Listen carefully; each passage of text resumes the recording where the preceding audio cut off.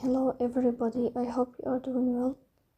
Today we will talk about how to fix or how to solve the problem of Luzia app. You will go to settings. Here in this page, you will go to apps, default apps, app settings. Then here you will search about Luzia app and you will click. Then in this page of app info, you will go to first stop and you will click OK.